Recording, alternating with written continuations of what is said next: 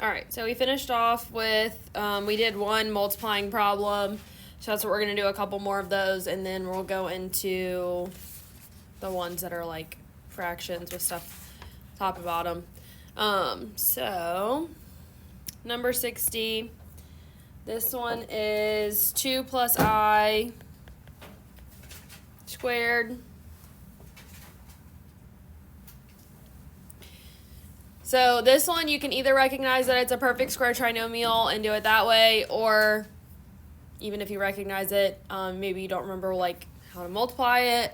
So we can think about this as 2 plus I times 2 plus I. So then just FOIL it. We'd have 4 plus 2I plus 2I plus I squared. So then that would be 4 plus 4I, and then what's I squared? Oh, that'd be -1. -1, so then -1. So then that's going to be 3 plus 4I. And remember, it has to be in this form with the I term second, because that's standard form. And I think in every section it says to make sure you write your answer in standard form, but even if it doesn't, we still want to do that. Do we get points off for that? If I put over 4I. On the quiz, maybe not, but on the test, yes. Right. So usually the quiz, I'm a little more lenient, you know. I mean, if it's like, if I explicitly write like in standard form, then yes, I would probably take points off, but I don't. Because on Wednesday? I think I'm going to do 1.4 and then do it so that there's a little more on that quiz. So it'll probably be Friday instead. I'm assuming Smooches is in the way.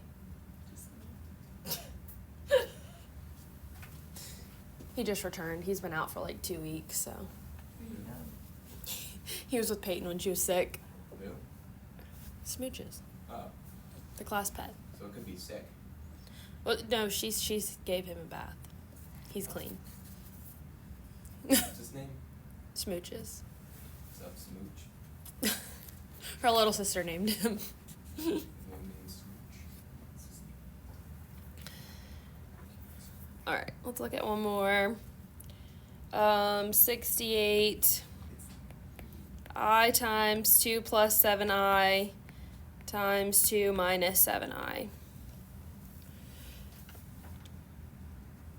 So the temptation here often is to multiply that I through first, like to distribute it first. But if you ignore the I, anybody recognize what that is? That is Other one. Difference Yep. of squares. It's a difference of squares. And so this is going to be really important going into the next problems that we're going to do, because we need to basically get, we'll be finding the complex conjugate and multiplying, which is basically just setting up a difference of squares. So, without foiling, does anybody know what this is? 4 plus 4 minus 49I. Yep, 4 minus 49I.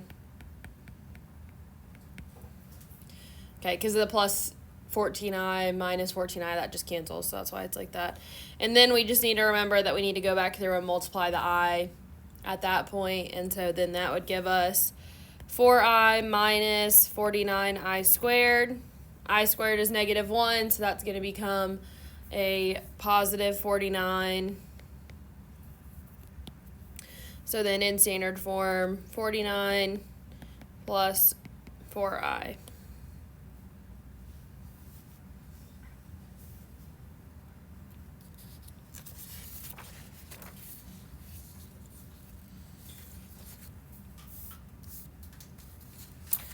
All right, so the last ones are find each quotient. So we'll do a few of these. And so basically, when we have a quotient, we can't have i's on the bottom. We can only have i's on top. So we have to do something to get rid of them. And this method here gets rid of them for us. Or like doing this. So 74, 14 plus 5I over 3 minus 2I.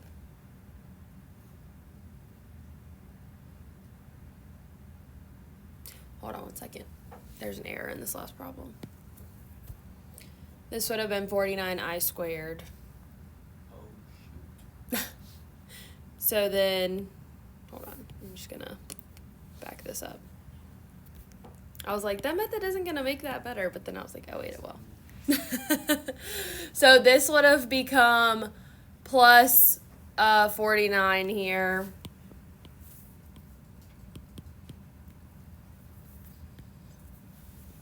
At that point, and then 4 plus 49 would have been 53 times I, so it would have been 53I.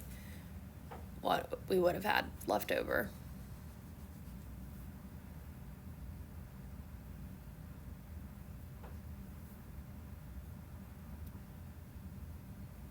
Because we can't have an I left on the bottom, so when we do the difference of squares, or multiplying by the complex conjugate, which is a difference of squares, it'll cancel all the I's out. So I was like, wait a second, something's missing. All right, so on these ones, okay, since I can't have an I on the bottom, we multiply by the complex conjugate, which is copying it down and just changing the middle sign. So in this case, it's going to be, we multiply top and bottom by 3 plus 2I.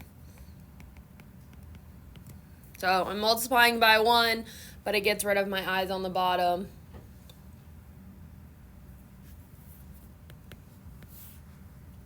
So on the bottom, that's a difference of squares. I would end up with 9 minus 4I squared.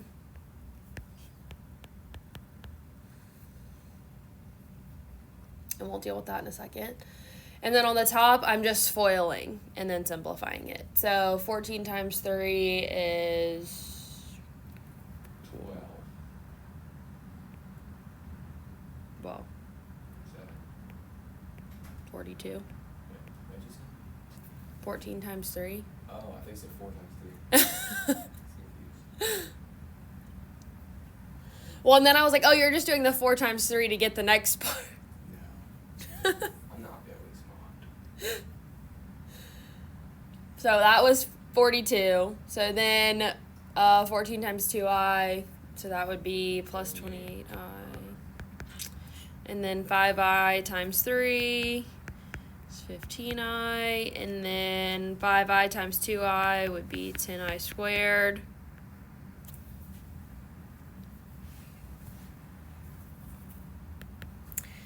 So then the I squared stuff, so this 10I squared is going to become negative 10, and this negative 4I squared down here is going to become plus 4. Okay, because the I squared is negative 1, so I'm basically just changing the sign on the number. So then to simplify it, we would have 32 plus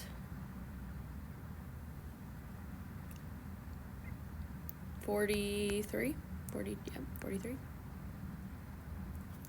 I over 13, but we can't leave it like that because it's not technically in standard form. We need to split it, so this will become, and you could have split it in this step, but just so that you can see it, 32 over 13 plus 43 over 13 times I.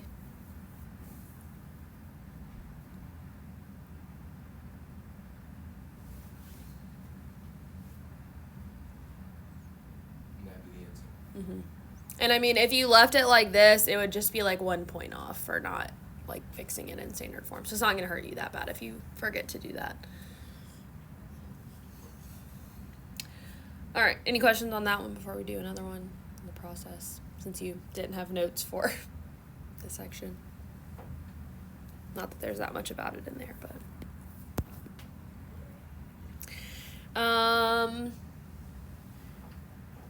78.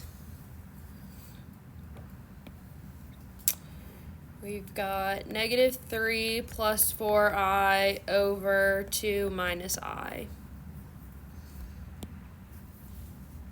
So what is my complex conjugate going to be for this one? 2 plus I. Yep, 2 plus I.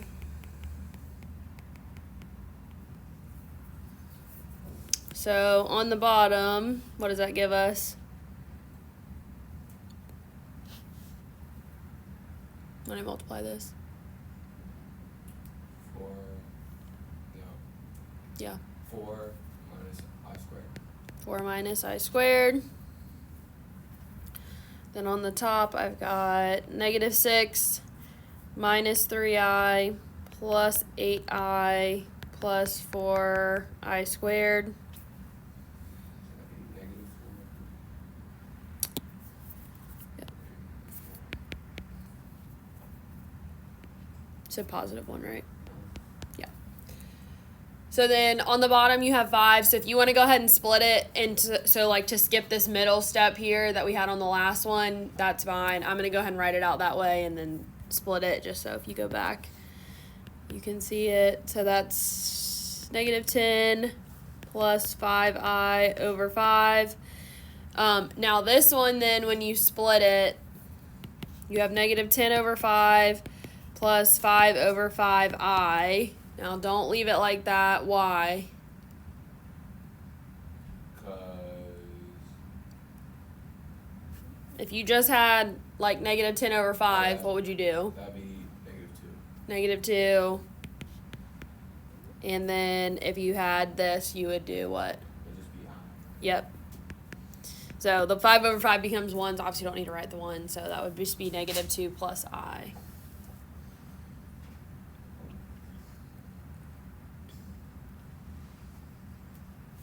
Questions on that one? All right, one more. This one's a little easier. 5 over 9i. Any guesses on what I need to do at this one? Since it's not like something being added or subtracted on the bottom.